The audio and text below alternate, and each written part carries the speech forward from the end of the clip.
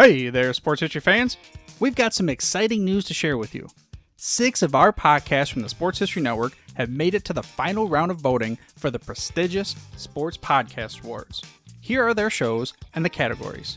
Historically Speaking Sports and This Day in Sports History are both competing for Best Sports Talk Podcast. No Nonsense Old School Weightlifting History is in the running for Best Fitness, Health, and Wellbeing Podcast. When Football Was Football is up for Best Sports Documentary Podcast. Wrestling with Heels On has entered the ring for Best Wrestling Podcast. And Shoulder Roll Virtual Boxing is fighting for the title for Best Combat Sports Podcast. Now, of course, we need your help to take home the championship for each of these awesome shows. All you gotta do is head over to sportshistorynetwork.com/vote. Cast your vote for your favorite shows, or better yet, all 6 of them. Again, every vote counts, and we got to show the world how much sports history really matters. So thank you for your support and making Sports History Network the headquarters for sports yesteryear. But again, don't wait. You got to go vote now. That's over at sportshistorynetwork.com/vote. Hello, this is Ross Bliley from the podcast Pigskin Tales. This podcast is sponsored by Sterling Soap Company. With products sold throughout 41 locations around the globe, Sterling Soap Company has a unique assortment of products to choose from for your loved one for the holidays. Handmade artisan soaps created by Roderick and Amanda Lovin since 2012, these products are affordable and provide great value. Act now and save on your shipping costs. If you purchase $75 or more, your shipping cost is free in the United States. Shop now online at sterlingsoap.com.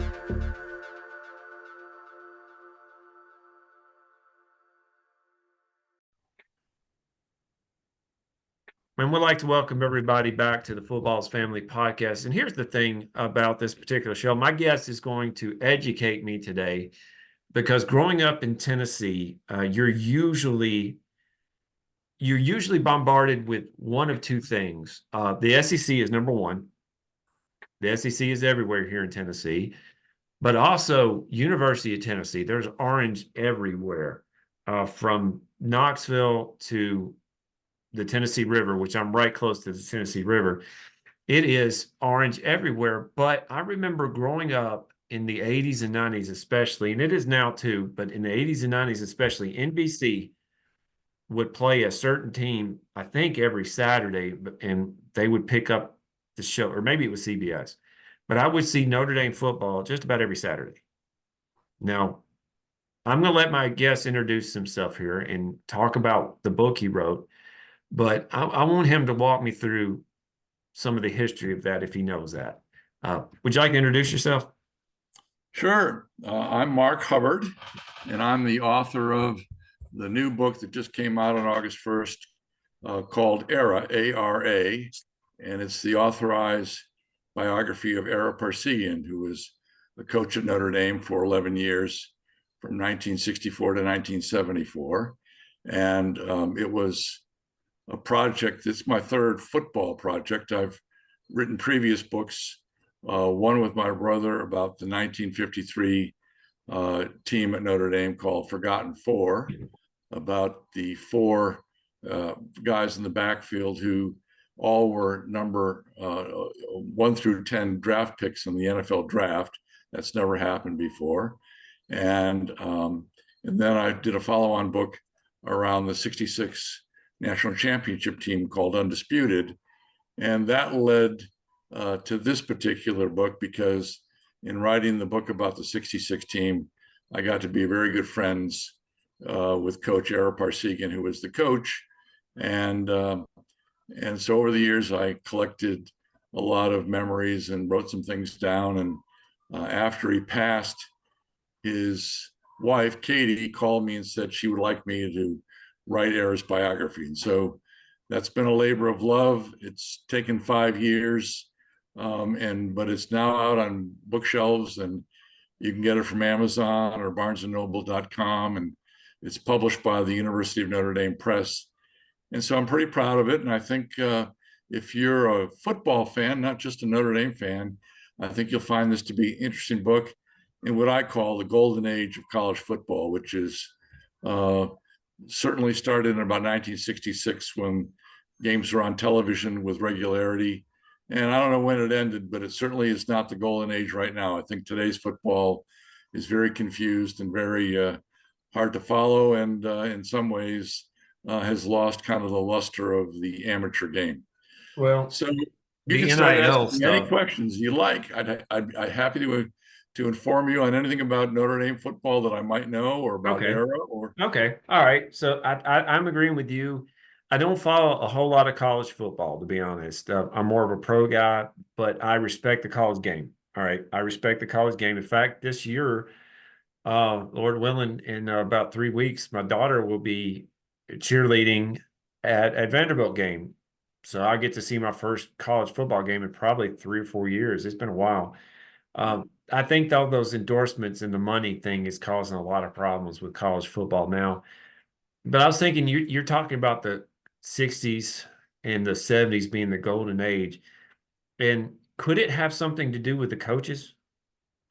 well, there's an adage that I learned from a friend of mine named John Underwood, who wrote some very good sports books and was a writer for Sports Illustrated. And he wrote an article once, and he started the article with college football is a coach's game. And then he followed on with what he thought was all the evidence. And I kind of subscribe to that. If you see a good college football program, you almost always can look and find that behind that is an outstanding coach. It's very rare that you don't find good programs without great coaches. Sometimes it happens, but great coaches tend to attract good players and good assistants and have good discipline and be good strategists. And so I think that college football is very much defined by coaching. And of course, in the SEC, that's for sure. There's lots of great coaches there. But it's going to be interesting to see how all of the coaches that are making big salaries now adjust to the new realities of college football. That will be interesting to watch. All right, so and I agree with you. I agree with you. So let me ask you a question. We were talking just a little bit ago. Like I said, I'm here in Tennessee. I'm limited in a lot of my scope to SEC football. Right. 2:30 every Saturday, CBS. It's the SEC game of the week. If I bought the ESPN stuff, I could watch it. I will watch some of the Tennessee games, some of the Alabama games, and some of the Georgia games. That's typically what I watch. Right. I don't know what I think about Texas and Oklahoma being the SEC. That doesn't sit well with me, not because of Texas, Oklahoma, but because of the location of their schools. Like some of the Pac-10 schools or Pac-12 schools are now in the Big Ten. Just right. Something about that doesn't sound right to me. I'm a purist that way. Yeah. Give me a little bit of background on, because you obviously have dealt with, are you a graduate of Notre Dame? I'm a Notre Dame grad, and as is my son, and I am an adjunct professor there, teach part-time in my retirement. But so the writing the book was an avocation, not my primary vocation. Okay. So if I were to say that you know a little bit about Notre Dame, you would say you do. I would think so, yeah. All right, good. See, that's the humility part. I love that. That I gathered that from you when I was talking, that you know it and you're fine with that. Tell me, somebody who is ignorant, tell me what you think it would take for me to no longer be ignorant about the history of Notre Dame football. Well, there's some very good books, and you can talk. There are 4 things about Notre Dame that almost anybody on the street that knows anything about college or football will tell you. It's kind of our brand, that they will tell you that we're a good academic institution, that we're Catholic, that we have a football team that's got some notoriety over historical years. And the 4th thing is, many people tell you that they actually know somebody that went there, or they know of somebody like Regis Philbin or Rudy or somebody like that. And those 4 things are kind of the branding benchmarks for Notre Dame. But it really started in 1913 with the forward pass and Knute Rockne being a player, and we got prominence by playing Army in the early days. And then Knute Rockne became the coach in 1919. And of course, he's a very famous football coach, a great promoter, a great innovator. And he started to play bigger schools that were prominent in college football in those years. Some Ivy League schools, some teams in the Western Athletic Conference, which became the Big Ten. And then they would travel to other places, to get a game. And Rockne, I think, really drove the image of Notre Dame from 1919 until his death in 1931, his accidental death in an airplane crash. So he bridged kind of the newspaper age to the radio age. And a lot of people, including my own grandmother, were very active in listening to Notre Dame football games. Okay. Stop right there for just a second. I hate to interrupt you, but I want you to take that concept and go a little bit further for me. Right. Branding in the age that you're in is so important in it. Yes. If you're in the radio or the newspaper or the internet age, if you can brand a team, it will help with donors, it help with everything, right? Right. Does the radio, okay, because we know Ronald Reagan was a radio announcer. Right. That tells you something right there. The radio made such a big difference. Did that cause some people, or if you know this answer, that's fine. If you don't, that's fine too. But did that cause some people to gravitate toward Notre Dame football, even if they didn't know what they looked like, even though they didn't know where Notre Dame was, even though they just heard it on the radio? Well, I think that Rockne was in an era of newspapers, and he knew how to play the print media pretty well. Radio didn't really come along in terms of a fan media till the late 20s, early 1930s. But yes, radio became the thing that was able to go coast to coast. And by then there was a sense that Notre Dame represented a very large group of immigrant people, mostly Catholic, and their success kind of bonded everybody together. And what's today known as the Subway alumni. You don't have to be an alum of Notre Dame to root for Notre Dame. Notre Dame's got fans all over the country. I think that was the evolution. And of course, in the 30s, we had some good teams and some good games. But then after the war years, Frank Leahy raised prominence again, where we had 4 teams that never lost a game in the late 40s, 3 national championships. And that was another kind of spike in the awareness. And that was definitely a radio era because, radio was prominent. There was no television in the late 40s.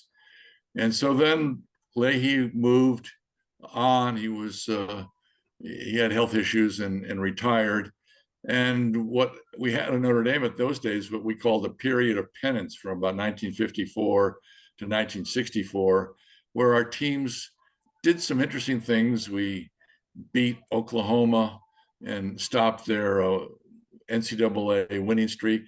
Had a Heisman Trophy winner, Paul Hornung. That was 54 games, wasn't it? Something like that. It was a number of games, but we never really got into the national championship hunt.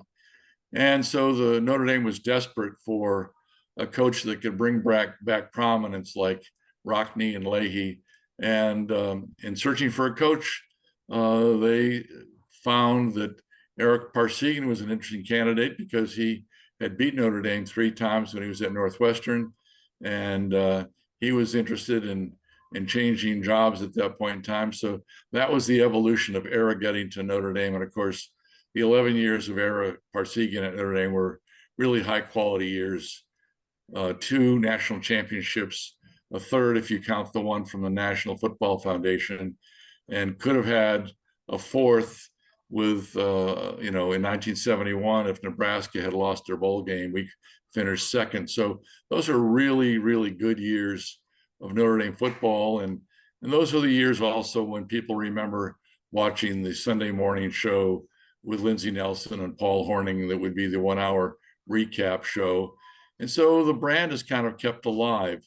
And then, of course, after Era, we had some down years, but then Lou Holtz came along and revitalized the brand again. And we're hoping that Marcus Freeman is going to be able to add more luster to the Notre Dame story.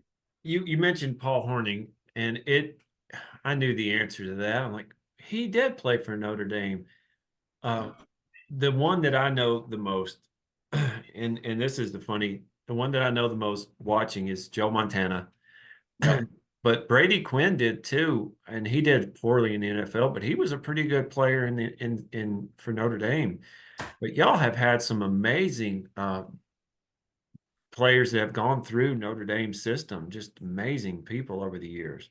Well, we've attracted uh, a kind of a young man who was interested in a quality education because it's academically difficult. And also, if you're going to be on television, that helps because people like to get showcased on TV. And for those years when Era was there, um, you know, uh, people that were excellent athletes, especially at Catholic high schools, were kind of programmed to look at Notre Dame as one of their choices. And so that all worked in our favor. I think it's a little bit different today, though. I think that we are a national team, but now the competition for players um, is much more challenging. A lot of colleges have capable teams, good football programs, and then of course you add NIL in the portal, and that's another level of influence that I think we haven't really fully digested yet in college football. You look at teams, and I'm sure Notre Dame, of course, that's not necessarily what I want to talk about, but you're here and we're going to talk.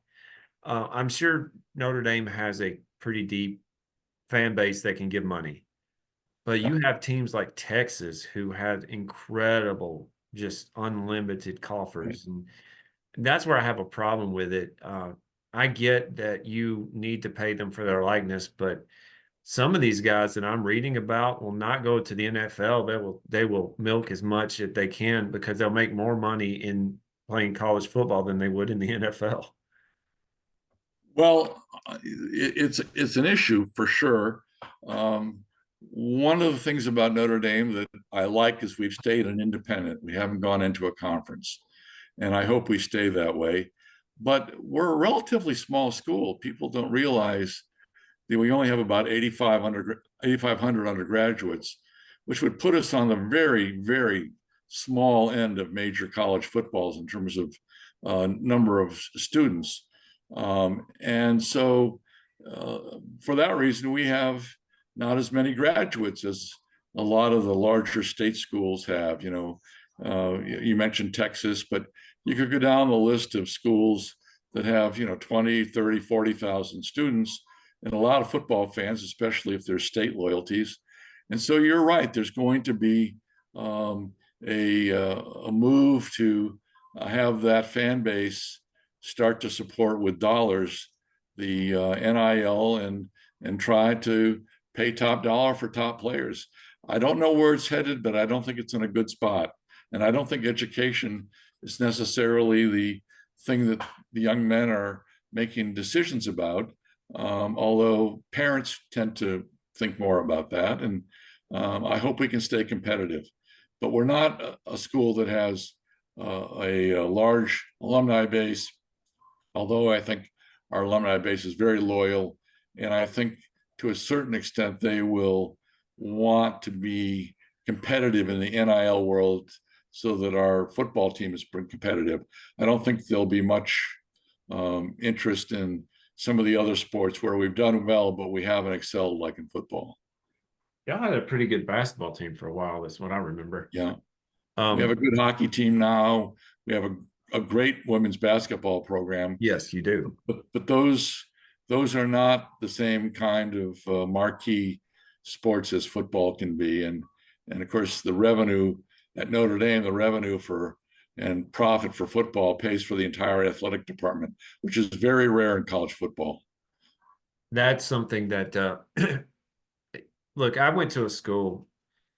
I went to Freed-Hardeman in Henderson, Tennessee. We don't have a football team. We have a joke at Freed-Hardeman that we've been undefeated since 1869. There's one thing, if I can go back and do my college over again, I probably wouldn't change anything, but boy, it would be nice to go to a place that has a Saturday football team. Yeah. When you went to when you went to Notre Dame, it was a draw, wasn't it, on Saturdays? Oh, huge. I got there as a freshman in the fall of 1967, and we were coming off the 1966 national championship year. And of course, when you win a national championship, the enthusiasm just really rockets up. And so I was totally engrossed in the fortunes of our team. Of course, it was all male at the time, and Yeah. and there's nothing like the enthusiasm around a successful football team on campus. It just makes everything, I think, a lot brighter, a lot more interesting.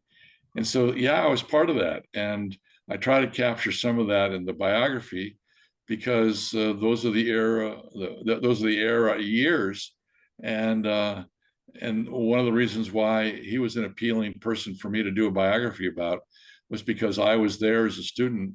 I didn't know him until later in his life, but obviously you can see the impact of what a great coach and a great team can have on a university, the entire campus, and the entire fan base. I was looking up here. I love their national championship ring that year. Yeah. I like the simplicity of it. Yes. If you can't, I'll see if I could put well, I don't own the rights to these pictures, so I can't really do that. Right. But it's a basic, is that the Notre Dame blue? That's a blue that we use to match the gold in our football uniforms. We also have a lighter blue but I have one of those national championship rings because the 66 team made me an honorary member. And so it's a very handsome ring, but as you say, it's not garish. And that's one that you can wear around, and people, unless they really know about your background, they don't think of it as a national championship ring. That's respectful that they gave you the ring. That's awesome. But I'm looking. I had to pay for it, but it was respectful. I value it very much because the team voted. Even if you have to pay for it, if they make you a member of that team, that's something you say thank you very much to. Oh yes. But it has the Notre Dame on the top, ND, national championships, and on the side, obviously it has the player. Right. If I'm looking at it correctly. But what you find today with the rings, they're just gigantic. I like the simplicity because that's beauty and simplicity. It's kind of like the first two rings for Green Bay, which Paul Hornung was on. Right. I believe he was on both of them, wasn't he? I think so. Yeah. Yeah. They're very basic and they're very beautiful. So the bigger the rings today are like paperweights. You'd be afraid to wear one out in public because your hand might get tired. It's not even that. I found there's a couple of rings now, Mr. Mark, that have detachable tops to them. Huh. And that's actually cool. One of them has, and I think it's the Los Angeles Rams one. I believe it is. Yeah. You take the top off, and inside they have a little stadium, and they have a piece of the turf in there. Wow. That thing probably weighs 80 pounds, but if you lose the top of it, you lose the vast majority of the diamonds. Right. So we just have a few more minutes, and I do appreciate your time here. And if you would, you have my email. If you want to send me a link to your book, if not, I think I can find it. But if you have any links, just let me know and I'll put it in the show notes. Sure. And some of the newer rings that y'all have for the championships are beautiful too. You don't have to have, like you say, garish rings. It's simplicity. Some of the older ones from USC and Alabama, just very basic and just awesome in a way. Yeah, no, you want to be able to wear it and enjoy it. And a lot of people enjoy seeing one of those. The new ones they have to be put in safe deposit boxes, I think. I don't think too many people wear them anymore because they can't do it. The latest Alabama ring that I remember seeing, I was watching the guys fit them. You get fitted and then you get the ring. Yeah. And I'm looking at the rings. My hands aren't that big, but I was looking at these are big old guys. So they're obviously the rings are going to be bigger, but you look at it, and it's like a bracelet almost for their finger. I'm like, all right. Yeah. If you had a memory, and you've seen Notre Dame football for 60 some odd years, if not longer. Right. I remember watching some of the video of Joe Montana playing Right. for Notre Dame. That's one of the things I remember. I remember, several games, but usually it's from the other side. Notre Dame is, you either love them or you hate them. It's like the Cowboys, you love them or you hate them. Right. What are some of your memories because obviously you love them and I respect that. What are some of the memories that you have about Notre Dame football that you just cherish? Well, one really stands out, and it's mentioned in the book, but it doesn't stand out because it was something that was part of a game on the field. When I was a sophomore, maybe it was a junior, we had a guy come back to Notre Dame at halftime. He was somebody you'll recognize right away, but he was our captain when I was a freshman. His name was Rocky Blyer. Oh, yeah. And Rocky Blyer was one of the few professional athletes that was actually drafted and served in the Vietnam War. And he was seriously injured. And he came back for a halftime. I have a photo of this in the book. And at halftime, he was on the sideline with our president, Father Hesburgh, and he had canes to hold him up because he could barely walk. And that struck home to all of us, all 69,000 people in the stadium, all of a sudden had a face for the war in Vietnam. It was the guy that 2 years earlier had been running as a halfback. And he, at that time when I saw him, I mean, there wasn't a dry eye in the house when he came to halftime and said a few words. Of course, that's it. We didn't know at that time that his story would continue, and he became one of the most courageous players ever, because he rehabbed himself and went back and played for the Pittsburgh Steelers, as many of your listeners will know, and has 4 Super Bowl rings. He did okay. He did okay, and he's on the cover of 3 Sports Illustrated. And he's now, over time, become a very close friend. And he wrote the foreword to this book, which is very poignant because he was very, very close to Coach Parsegian. And so all of these things about that event are very strong for me. Now, Rocky got a Purple Heart and a Bronze Star, and he's got a plaque in the corridor of wounded warriors in the Pentagon. And I think he just typifies what I think is best about college football and about Notre Dame. A guy that really served his country, did a good job, excelled, worked hard to bring himself back, and today is a very successful public speaker. He does a lot of motivational speaking, and so that's my moment. My moment would be at halftime of that game when he returned. We have other great highlights, but that's my moment. That's your moment. That's what I want. This is the football's family, Mr. Mark. Now, who did you say was the president at that time? Father Theodore Hesburgh, Ted Hesburgh. He is the one there in the middle. Right. I'm looking at a picture. Of course, it's blurry, but it's blurry, so I'm sorry you can't see it, but that's him right there. Yep, I see it. You know what okay, you were mentioning Rocky. I was completely ignorant. I knew obviously he played for Pittsburgh. He's an amazing man. I didn't realize he played for Notre Dame. The story I remember is, you remember the old NFL films? Sure. Oh, yeah. The Sables, they did an amazing job. He was talking about his experience in Vietnam, and he said that what happened for him, and if you want to know what type of man this guy is, this is what I'm talking about right here. He said that there was a grenade rolling toward him, and I think he moved some people out of the way and either leapt on it or was right next to it. I don't remember the story behind it, but he said that the grenade exploded out. Right. And not up. And he said if it exploded up, I would have died, but it exploded out. Most of the damage that a grenade does is either through shrapnel or through the concussive blast. And what can happen is that your body, you may not see it on the outside, but it's on the inside. And what I understand about Rocky is the inside was just shattered, tore up. Yep. And for him to come back and do what he did as a result of it, I'm looking at pictures right now. He was also shot in the leg. He had Oh, Two was he? injuries in the same incident, actually. Oh, I didn't know that part. Yeah, yeah. He Oh, was in rehab in Kansas at a hospital for a long time, and when he was heading home to Appleton, Wisconsin, he wanted to visit Notre Dame, and that was the event that brought him to halftime and to the crowd seeing him. So, well, um, okay. you I'm know, looking at a picture.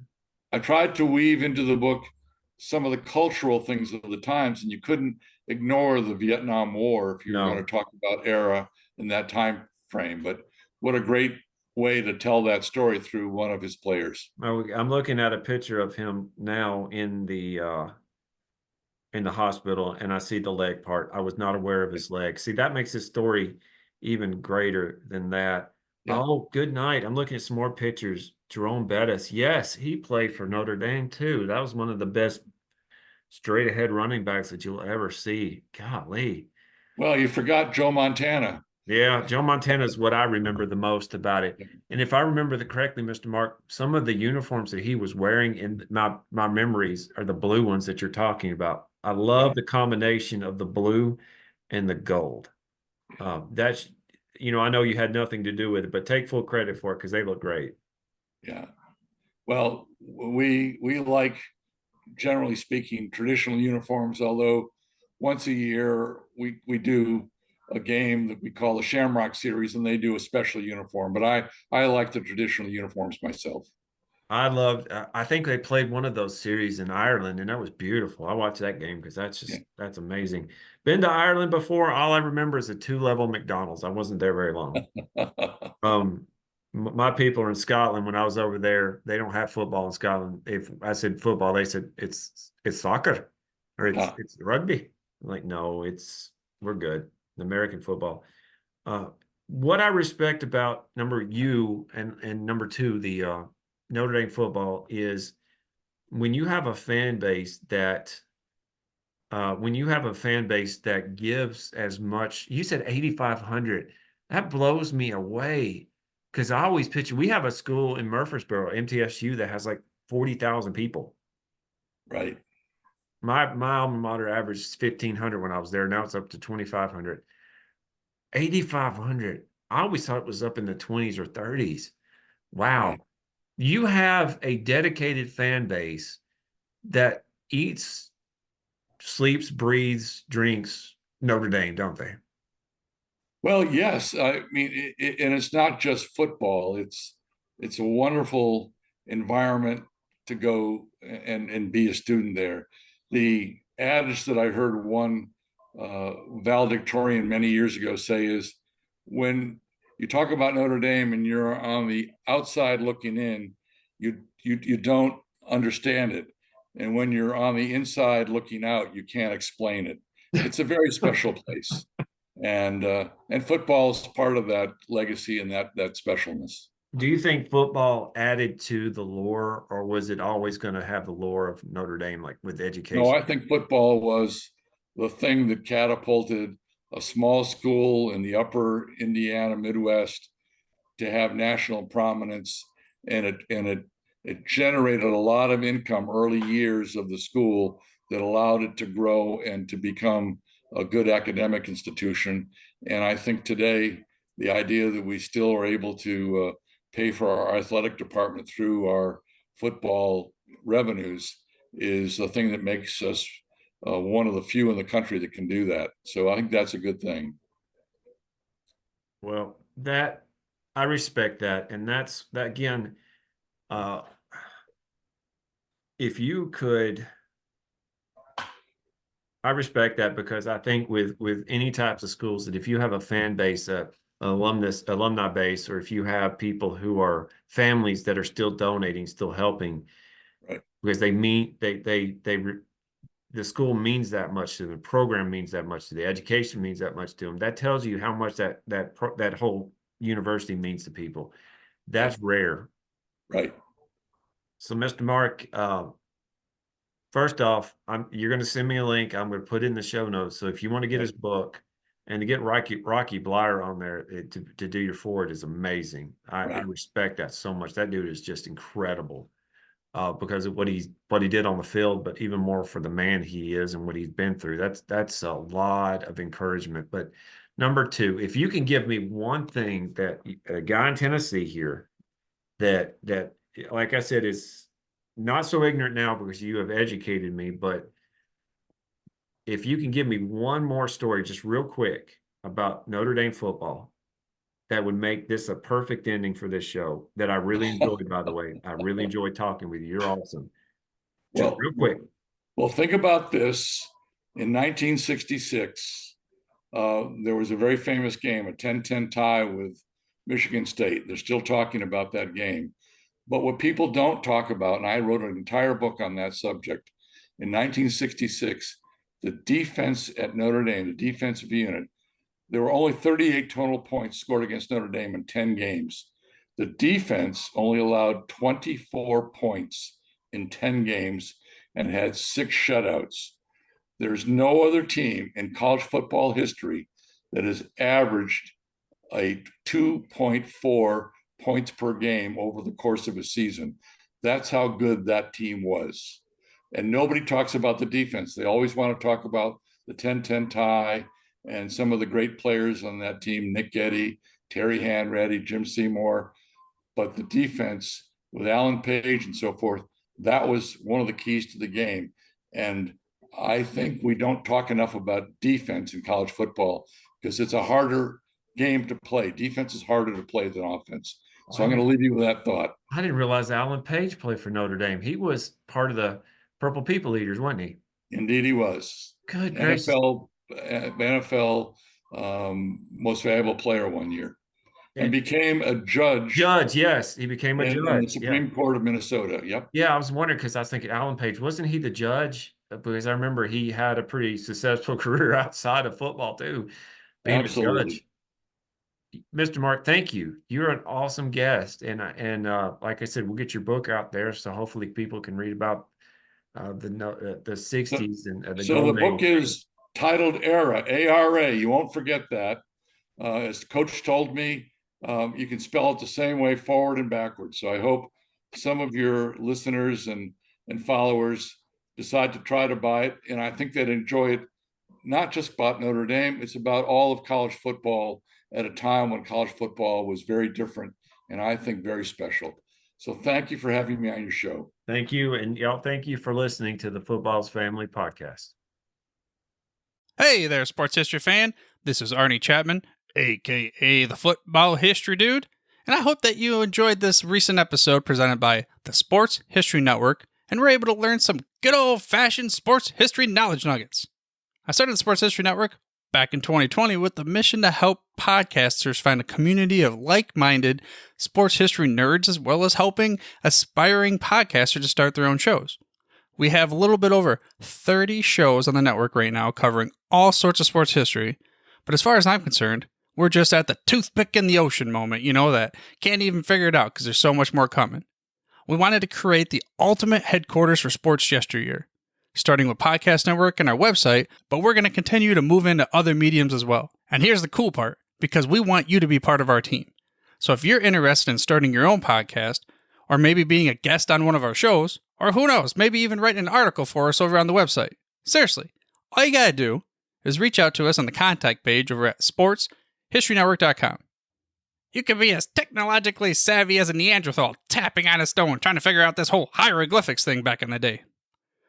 Again, it doesn't matter, because even if you don't understand the whole podcast space, we have a production team that can pretty much help you out with doing everything. All you gotta do, head over to sportshistorynetwork.com, head to the contact page, fill it out. That message goes right to me, and I'll reach out to you as soon as I can. But for now, dude, I'm through if you're through.